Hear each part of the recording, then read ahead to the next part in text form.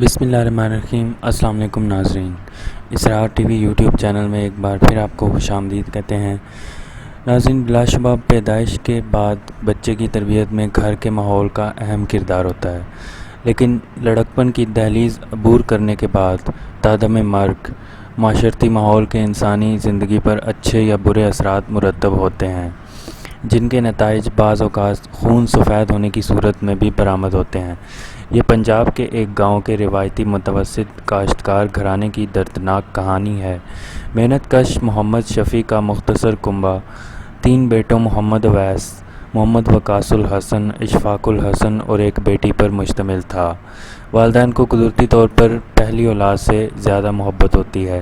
یہی وجہ تھی کہ والدین کے بے جا لاڈ پیار نے بڑے بیٹے محمد اویس کے مزاج پر انتہائی منفی اثرات مرتب کیے تھے۔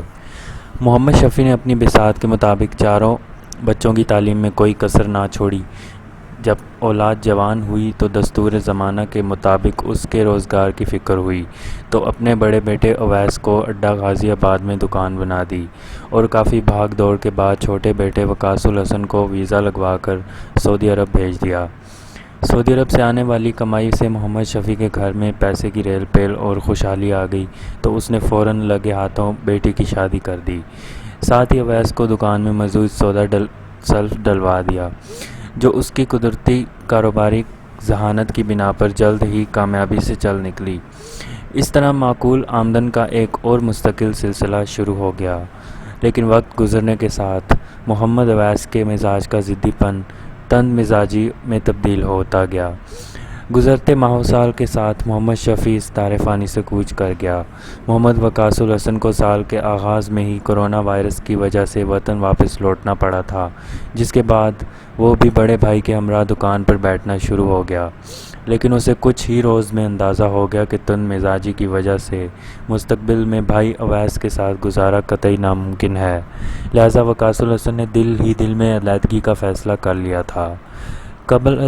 قبل ازیں رواں برس مارچ میں اویس کی شادی بھی ہو گئی تھی، مگر اویس کی فطری تند مزاجی کی وجہ سے اس کی ازدواجی زندگی شروع دن سے ہی ناخوشگوار رہی۔ مسلسل کشیدگی کا نتیجہ یہ نکلا کہ بالآخر نوبت طلاق تک آ پہنچی۔ وقاص الحسن، جو پہلے ہی بڑے بھائی کی جھگڑالو طبیعت سے شدید نالاں تھا، اس نے بھائی اویس کو مشترکہ کاروبار سے علیحدگی کا فیصلہ سناتے ہوئے حساب کتاب کا مطالبہ کر دیا۔ لالچی اور خود غرض اویس اس مطالبے پر بھڑک اٹھا۔ چونکہ موجودہ کاروبار میں سرمایہ کا بڑا حصہ وقاص الحسن کا سعودیہ سے بھیجی رقم کا تھا، لہذا اس کی علیحدگی کے بعد اویس عملی طور پر کلاش ہو جاتا، جو اسے کسی طور قابل قبول نہ تھا۔ اس تناظر میں اویس کے شاطر ذہن میں ایک وقاص الحسن سے مستقل چھٹکارے کے لیے ایک خطرناک منصوبہ پرورش پانا شروع ہو گیا۔ 17 جولائی 2020 کو اس کا سابق برادر نسبتی مسمی مدثر اپنی متعلقہ بہن کے جہیز کا سامان واپس لے کر گیا تھا، لہذا اویس نے اس حسن اتفاق کو سنہری موقع جان کر اپنے بھائی کے قتل کو اپنے سسرال کی انتقامی کارروائی قرار دینے کے شیطانی منصوبہ پر عمل درآمد کا حتمی فیصلہ کر لیا۔ اسی شام کو تقریباً 7:30 بجے دونوں بھائی دکان بند کر کے حسب معمول اپنی ملکیتی جیپ میں سوار ہو کر اڈہ غازی آباد سے واپس گھر جانے کے لیے نکلے تو دوران سفر دونوں بھائیوں میں علیحدگی کے مسئلہ پر تلخ کلامی شروع ہو گئی۔ اسی اثناء میں جب گاڑی کھیتوں کے درمیان سے گزرنے والی سڑک پر پہنچی تو لالچ میں اندھے اویس نے منصوبہ کے مطابق اچانک جیپ روک دی اور گاڑی میں موجود اپنی ملکیتی غیر لائسنسی گن اٹھا کر اپنے حقیقی بھائی کی چھاتی پر فائر کر دیا، جس سے وقاص الحسن شدید زخمی ہو گیا۔ بعد ازاں اویس نے پہلے سے طے شدہ منصوبہ کے مطابق آلہ قتل چھپا کر ٹیلی فون پر پولیس کو واردات کی اطلاع دی اور موت و حیات کی کشمکش میں مبتلا زخمی بھائی وقاص الحسن کو لے کر تحصیل ہیڈ کوارٹر اسپتال چیچا وطنی کے شعبہ حادثات میں پہنچ گیا، جہاں وہ زخموں کی تاب نہ لاتے ہوئے جاں بحق ہو گیا۔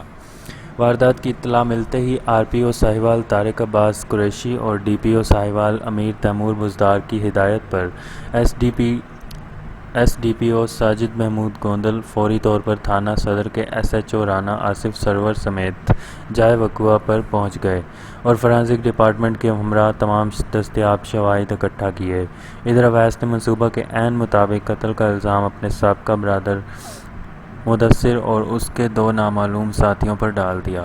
پولیس نے حسب دستور محمد اویس کی مدیریت میں الزام کے خلاف مقدمہ درج کرکے تفتیش کا آغاز کر دیا اور جلد ہی پس پردہ حقائق کو بھانپ لیا۔